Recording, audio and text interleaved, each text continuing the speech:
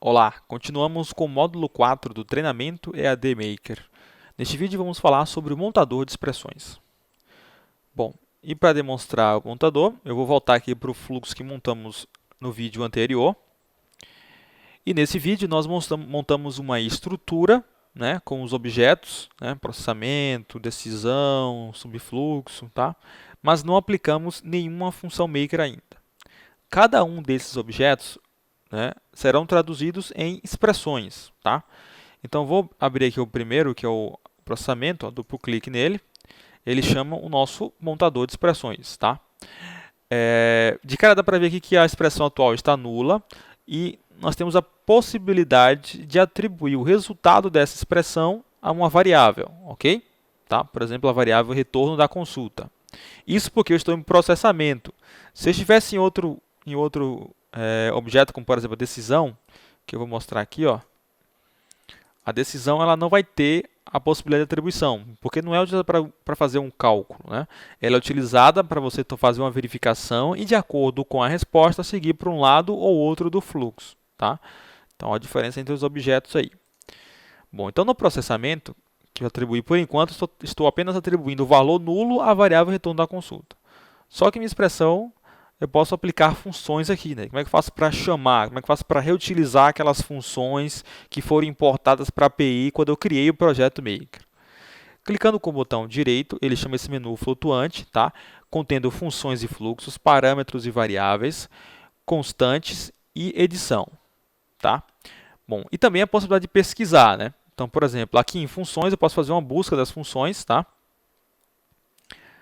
Mas elas já estão categorizadas, o que já facilita bastante para você encontrar as funções que você deseja. Então, funções de acesso nativo, funções de applet, de arquivo, de árvore, audioconferência, banco de dados, componente e assim por diante. O fato da API estar em português, 100% português, já facilita bastante para você encontrar as funções. Além disso, elas estão categorizadas, que também já facilita para encontrar os objetos. Nós temos também a pesquisa, certo? E o nome das funções é sempre o mais intuitivo possível. Então, se você está procurando, por exemplo, uma função para fazer uma soma, tá? Então, você pode buscar aqui, fazer uma pesquisa. Essa pesquisa pode ser iniciando ou contendo o valor que você vai digitar aqui. Eu deixo o contendo. Soma. Então, vem lá a função soma. Veio a função somar bytes, veio a função somatório da categoria matemática e na categoria grade ali veio o grade somatório de uma coluna, tá? Então esse é o resultado que eu tenho para a função de soma. Duplo clique na função, ó, ele monta aqui a estrutura que representa essa função, ela guarda dois parâmetros e como é que eu sei disso? Clicando com o botão direito, se a gente for na própria função, aqui ao lado nós temos uma descrição completa do que essa função se propõe a fazer, quais parâmetros ela guarda para receber e calcular, nesse caso, a soma. Qual é o tipo de retorno? Nós temos um exemplo de como utilizar a função, observação se ela tiver algum tipo de observação e, no final, o nível de compatibilidade da função, ou seja, quais camadas essa regra pode ser executada, essa função pode ser executada, melhor dizendo. Tá? Então, por exemplo, a função soma, ela retorna a soma dos números dos parâmetros passados. Ela espera n parâmetros, ok? Você que vai definir a quantidade de elementos que você vai somar. E o que ela retorna é um número trazendo o resultado da soma desses parâmetros. Tá? Ali vem um exemplo de como utilizar, vem uma observação sobre a função e, logo abaixo, o nível de compatibilidade. Essa função é compatível com todas as camadas. Pronto, então essa é a descrição da função. E aqui eu posso indicar os parâmetros, tá? Por exemplo, vou colocar um valor aqui, um valor constante, do tipo inteiro, vou somar 1 com inteiro 1 também. Ou seja, então agora eu estaria armazenando na variável retorno da consulta o resultado da soma de 1 mais 1. Ok? Eu posso também aglutinar funções, ou seja, colocando uma função para ser parâmetro da outra. Por exemplo, eu posso dizer que aqui, ó, o primeiro parâmetro da função soma, na verdade, vai ser uma outra função soma, somando, então, 0 mais 1. Então, 0 mais 1 e o resultado eu somo mais 1. Tá? No final ficaria a mesma coisa, mas eu usei uma função a mais ali. Eu poderia usar uma função de divisão, enfim, poderia usar qualquer função da API para ir montando, tá? Certo?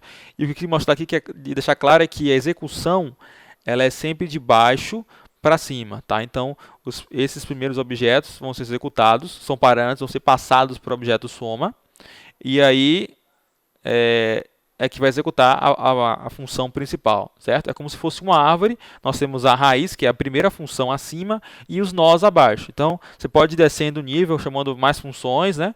Mas a execução vai ser sempre de baixo até chegar à função mais acima, e o retorno da função mais acima, nesse caso, é o retorno do processamento que eu estou guardando na variável retorno da consulta. Só de exemplo ali, tá? Então, essa você pode montar as expressões dentro do Maker.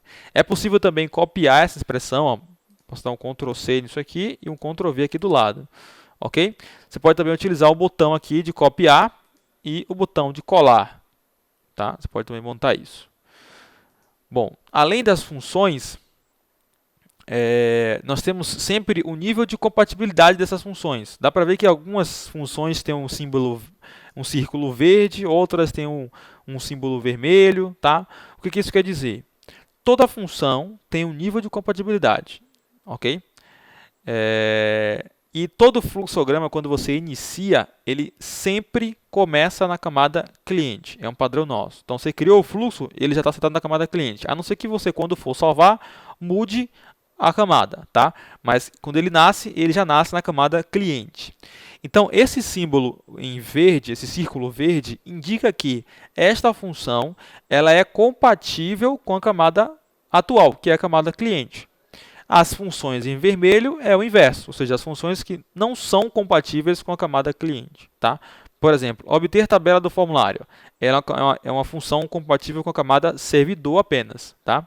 Obter valor do componente é uma função compatível só com a camada cliente. Então, você já consegue ter a noção das funções que você pode utilizar, certo? De acordo com a camada do seu fluxo e os círculos aqui verde e vermelho já indicando isso para você. Tá? Bom, quando acontecer, por exemplo, de você estiver trabalhando com um fluxograma que precisa de uma função na camada cliente e uma outra função que é específica da camada servidor, aí o que nós indicamos é separar, né, quebrar esses dois objetos em fluxos distintos. Então, você vai poder ter um fluxo cliente, usando a função específica da camada cliente, que vai chamar um subfluxo servidor, que vai usar funções específicas da camada servidor. Tá? Então, é assim que você vai trabalhar. Bom, aqui também nós temos parâmetros e variáveis, ou seja, nós já temos uma tela para gerir variáveis que eu já mostrei no primeiro vídeo desse módulo, né, do módulo 4. Mas além disso eu posso gerenciar as variáveis dentro da expressão. Né? Aqui no menu eu posso ir em parâmetros e variáveis, eu posso ver as variáveis que já existem, mas posso também criar novas variáveis, posso alterar uma variável já existente ou posso remover uma variável. Nós temos também a opção de constante, nós já vimos ali, valores estáticos, né? Eu usei o inteiro, poderia ser letras, fracionado, data, hora e assim por diante. E temos também a possibilidade de edição, de você trocar um item, por exemplo. Aqui na verdade não vai ser a soma, vai ser a subtração. Então eu posso clicar com o botão direito, vou em edição, escolho trocar item. E agora eu indico qual função vai substituir essa função aqui. Então eu vou chamar a função de subtração. Então ele vai lá subtrair 0 de 1, tá? Então você pode também trocar um item, sem precisar remontar a estrutura, sem precisar desfazer a expressão, você pode ir lá e trocar uma função apenas. Você pode também inserir acima, por exemplo, eu quero que antes de chamar a função soma, eu passe uma outra função para fazer um outro cálculo, por exemplo. Então eu posso vir aqui, inserir acima, chamar a função soma, e ela vai ser inserida acima da função subtração, tá?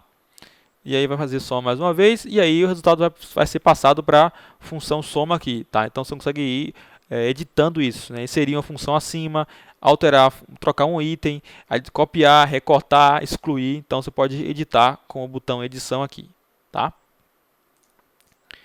Bom, então esse aí foi o nosso montador de expressões do Maker. Até a próxima aula.